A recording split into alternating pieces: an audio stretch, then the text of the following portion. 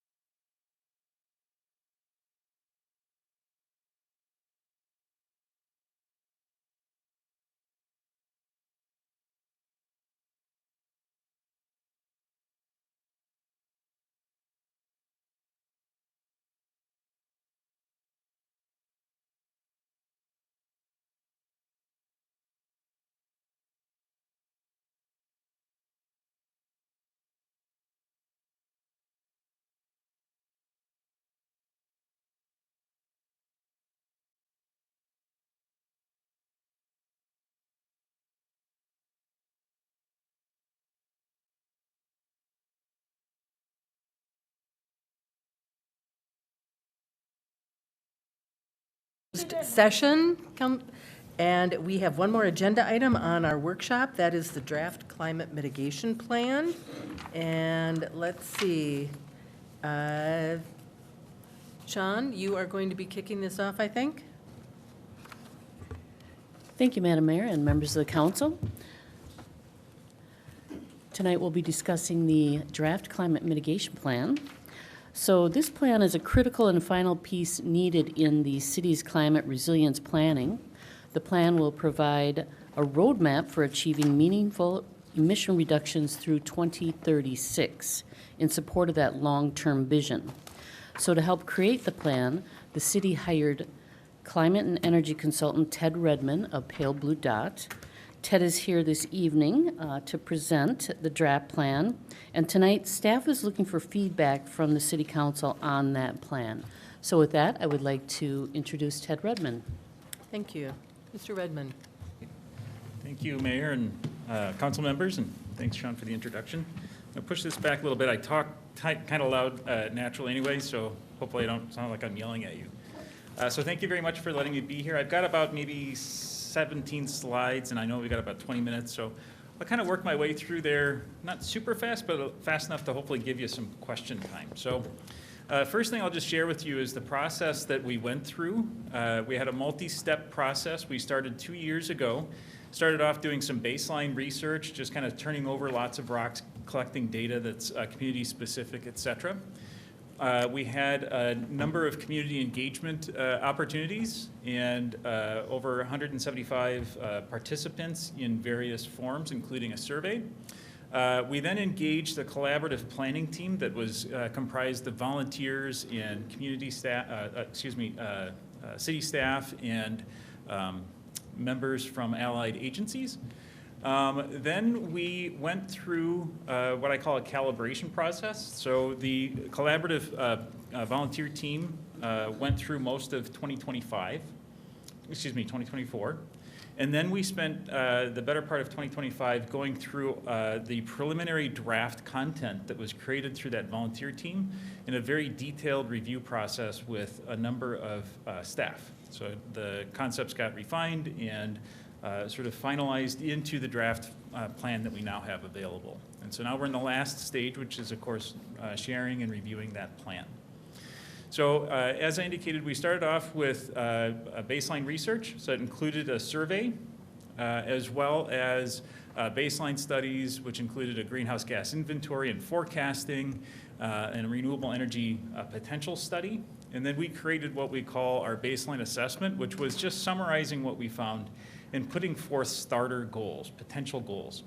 And those were all intended just as a place to start with the collaborative planning team. Then we took off and edited those conceptual goals along the way. So I'll just share with you a little bit of some of the initial input that we received through our initial community engagement. These happen to be a summary of the survey responses that was open latter half of 2023 and into 2024. When we asked about concern over climate change, over 60% of the respondents were extremely concerned, 17% very concerned, 8% moderately, 2% slightly, and 13% not at all. When we asked about the city's role in climate action, over 79% indicated that they agreed or strongly agreed that it's important for Maplewood to take action to reduce greenhouse gas emissions. And 77% indicated that they thought it was important for Maplewood to be a leader. We also asked about climate experience, observations of signs of climate change, or being personally impacted. And over 88% indicated noticing various signs of climate change, and interestingly, 87% indicated having some form of personal impact by one or more aspects of climate change. So that just underscores that people are aware of climate change and are experiencing some things in their day-to-day life already.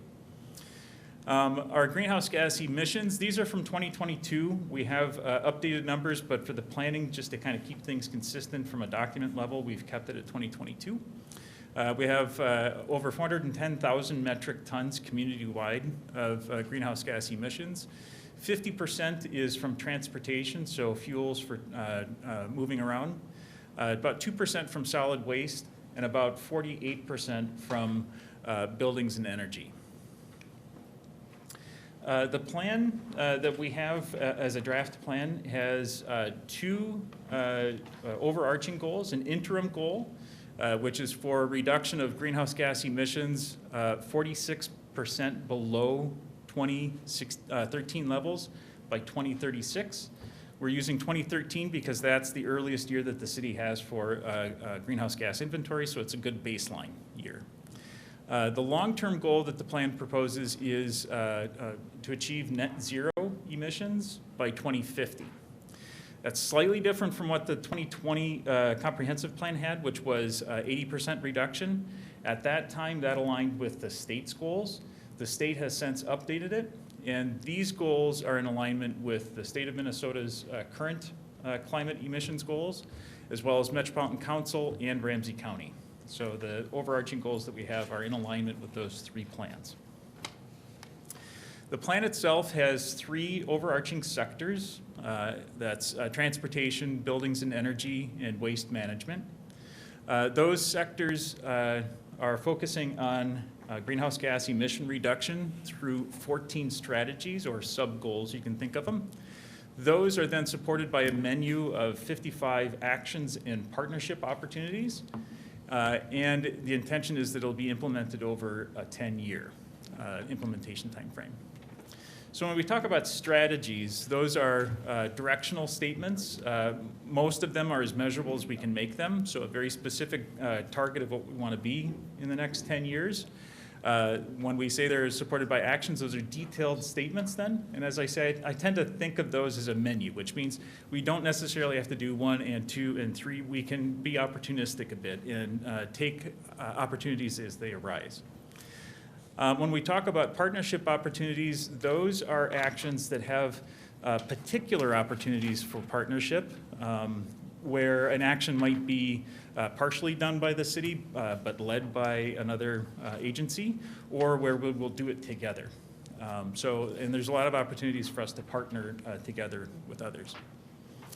Just taking a quick peek at each one of the sectors. So in our transportation sector, we are looking at an overarching reduction of about 46% of emissions in that sector.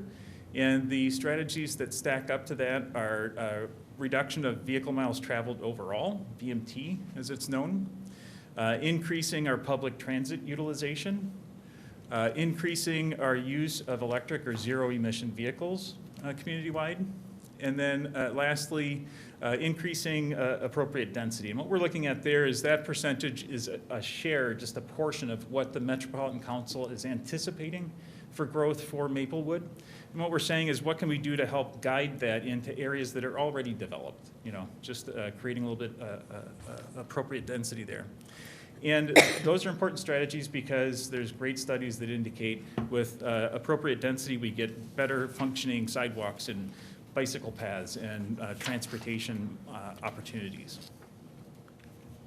In our buildings and energy sector, we're looking at a 47% reduction in emissions achieved through 4 supporting goals: increasing renewable energy, and that's both distributed, meaning it could be solar on my home, or purchased, meaning that I strategically buy renewable electricity through Excel, for instance. Decreasing our electricity use, so that's focusing on energy efficiency measures, and decreasing our on-site fossil fuel combustion.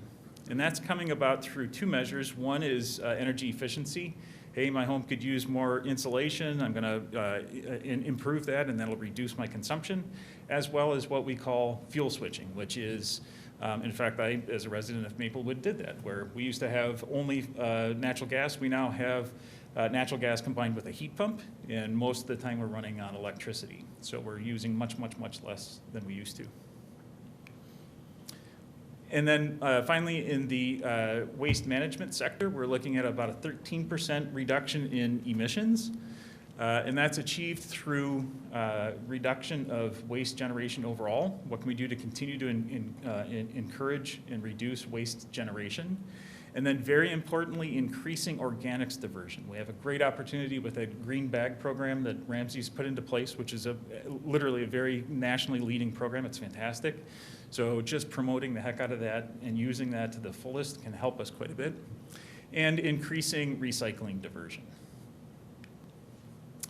So those various goals and strategies that I talked about add up to a 48% reduction below and some change.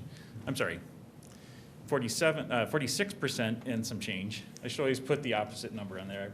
I show what's remaining, and I should put what's the reduction, because that's really what I talk about. Through 2036, and that breakdown shows where that's coming from. The white portion is either reductions that have already occurred since 2013 or some reductions that we expect to occur regardless of what we do. You know, the grid's going to continue to get cleaner, so we're illustrating that. This I'll just touch on, that in the plan impacts section on the plan, we put forth a high-level estimation of cumulative costs and benefits of this plan.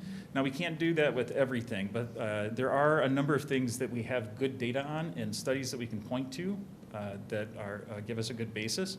For instance, in transportation, we know that if we buy an electric vehicle, there's a cost difference between that and an internal combustion engine, so there's maybe a cost increase. But we also know there's excellent studies that indicate how much you will save in terms of gas and operation of that vehicle, so we can map out the benefits. And we also, so we can do that with transportation, some building aspects, you know, putting in solar, there is a cost and there's a benefit. And the same thing for waste reduction. And then finally, the avoided social cost of carbon, which is saying we are saving long-term impacts. And that's a pretty common metric to include in these sorts of values statements. But cumulatively, and cumulatively means that we're just assuming we're going to hit our goal in a straight line. Of course, that's not reality, but we don't know any better right now because we'll see as it maps unfolds. But if I increase my energy efficiency year one, I get to save that money every single year, right? So we're adding that up cumulatively. So cumulative savings are about $180 million. Now, those are just approximations, but we do this to illustrate that, yes, an individual that may do some of these things in their home or their business might have some expenses that they might look at. But if it works in your home, it will save you money. If it doesn't work, then you probably shouldn't do it. You know, if you don't have a good home for solar, then that's not the right option for you. Now I'll just touch on plan implementation. So the anticipation is that after plan adoption, staff will develop annual implementation plans. So we have, we'll give them a matrix that provides outlines of all the detailed actions and an opportunity to track progress and so forth. But by developing annual implementation plans, staff can look specifically at, okay, next year, what projects do we have going on in general? What sort of staffing capacity do we have? What are we focusing on? And look to identify specific priority actions that are a good fit for what we're doing in the next year. And while they do that, identify resources that might be needed, whether it's budget or staff, et cetera. Identify if there might be grant opportunities, et cetera. And then come forth to you all sharing what the next implementation is. These are the things that we're recommending we're going to focus on, and what CIP projects might make sense for the long term. And then that also offers an opportunity to give you an annual review of progress for the previous year. How did things go? So the last thing I'll point out is that the plan, we have a section at the end for what you can do. And the intent here is to help folks create their own climate mitigation plan. You know, to be successful, no matter how awesome city staff are, this is a community-wide plan, which means we can help encourage, support, and promote, but we need folks stepping into this work themselves, too. So we are trying to give them lots of resources, things that they can do, links to supporting resources, et cetera. So our next steps are, we've got the draft plan out for review. It's on a public review site. Folks can they can pick which sections they want to look at. They don't have to review everything if they don't want to. They can pick the things that really interest them. Each of them have a measurable survey form and an open-ended comment opportunity. That's going to be open through April 1st. Those two URLs, there's the Maplewood government climate page that can link you to everything else, and that QR code goes directly to the review page. We then anticipate bringing forth the final draft to the ENRC on the 13th of May, and then we anticipate bringing it back here to council, the final draft on June 8th. So, sorry to rush it, but I wanted to make sure we had a little bit of time. So I'm happy to answer any questions or respond to anything you have. Thank you for the report. That's very helpful. And it is kind of the conclusion of a lot of planning and review. Question came up to me. I sit on East Metro Strong. You're probably familiar with it, Ramsey, Washington, counties, and then some electeds. And the focus is on transit. And one of the things, we just had a meeting, one of the things that East Metro Strong is talking about, and I think this is predominantly St. Paul focused right now, but there was some questions and some interest about it's not really ride sharing, it's car sharing.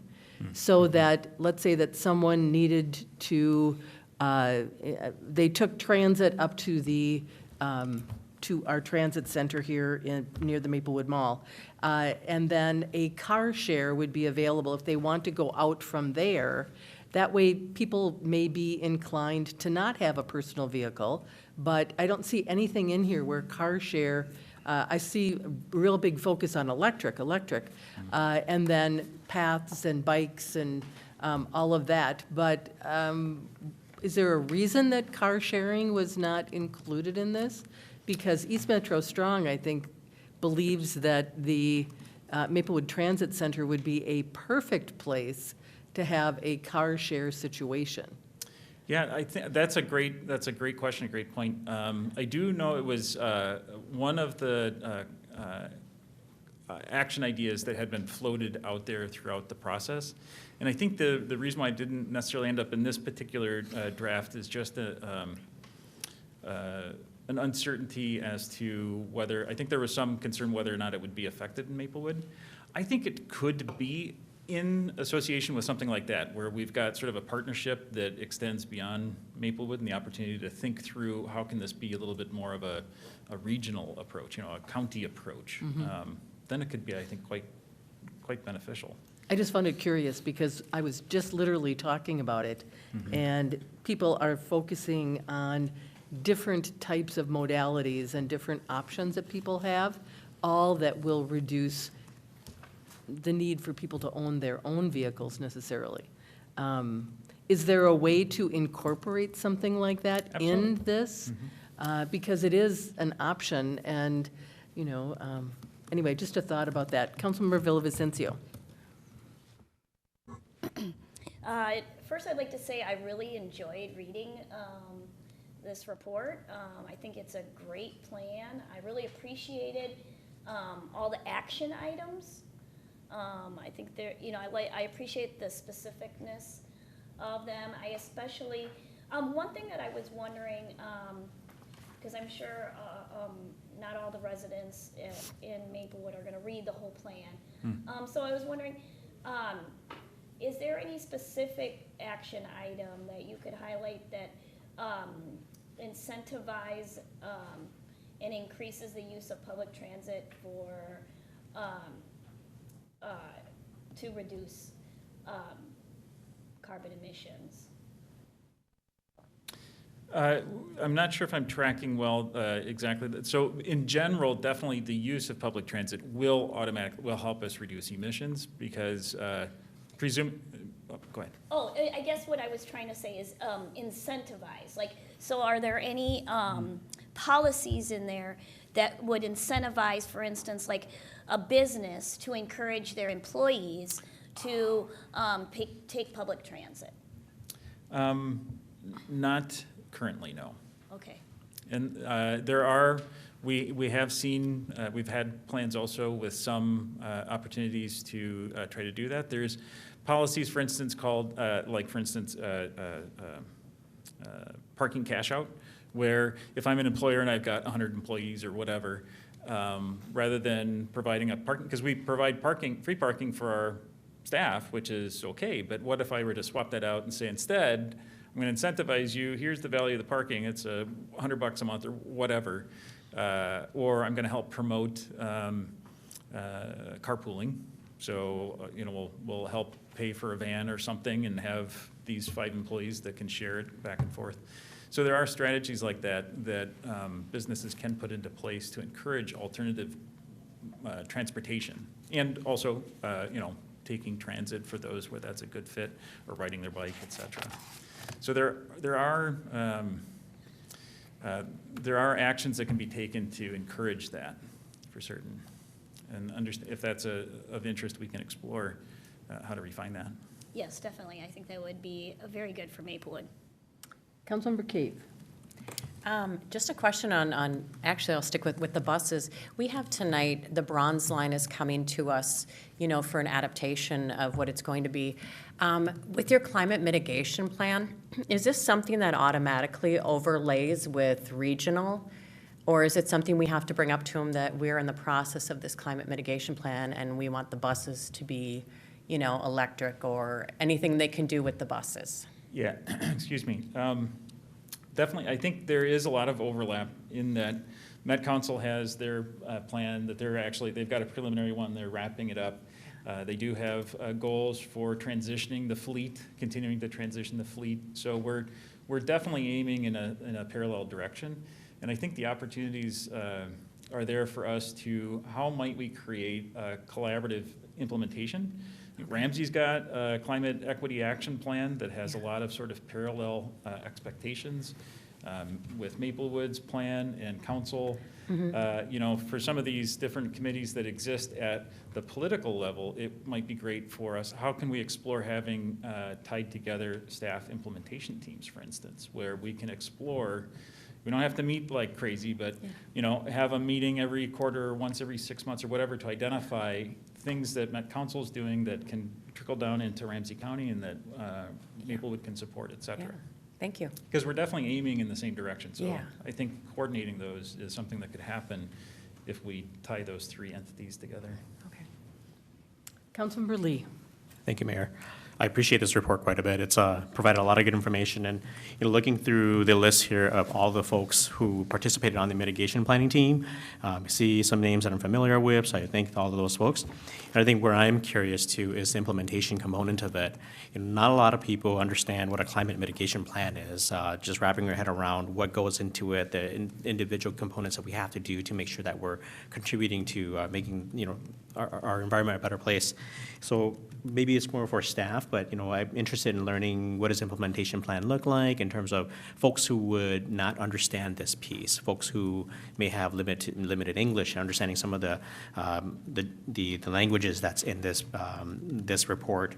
Are you able to share a little bit more about what that may look like, or if not, maybe for a future meeting, perhaps what that'll look like? Mayor and Council, I'll take a first run at it here.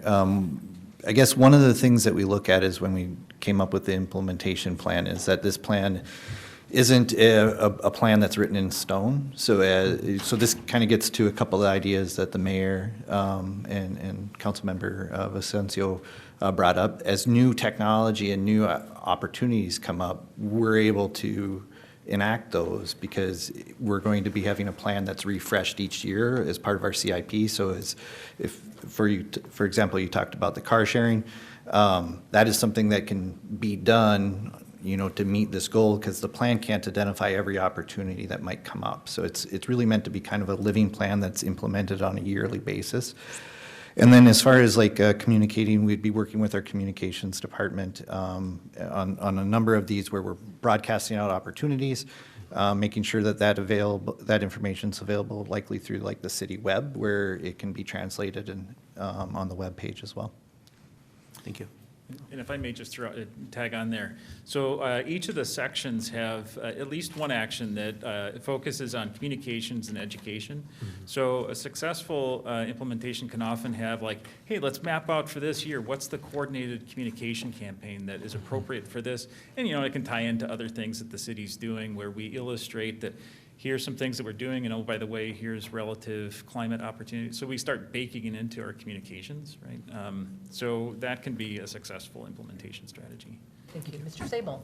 Thank you, Mayor and council members, and I was going to say just that, like with the expanded version of the Maplewood Living, you saw sort of more discussion and more room and more space to have those coordinated conversations around messaging. And the other thing that I will note, in addition to the annual CIP, which these projects will then be baked into the CIP, we also have the dedicated funding from the franchise fee that was put in place, I'm going to say last year, maybe 15 months ago or so. And so there's also a dedicated funding stream to do some of these projects. So as you read through the plan, anytime you see the handshaking, that's a partnership that we can leverage the resources of other people. And I think the more that we can highlight the work that lots of people are doing, I think that's where you get accumulation of these wins, environmental wins. And so it's helpful to know we've got projects that are in line. We've got a dedicated funding stream at a small, right? It's not the largest amount we would want, but it is a dedicated funding stream. And we also have partners who are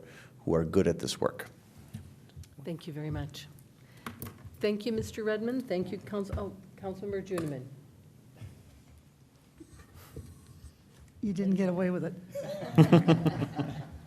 No, I just wanted to thank Ted and his company, because I think this is a really well-done plan. But more than that, I want to thank the residents and the commissioners who worked on this for quite a long time and put in a lot of their time, because things like this just don't happen. They don't come together without a lot of effort. So I really thank the people within the community who put in their time with this. It was really worthwhile, and it's why we have it.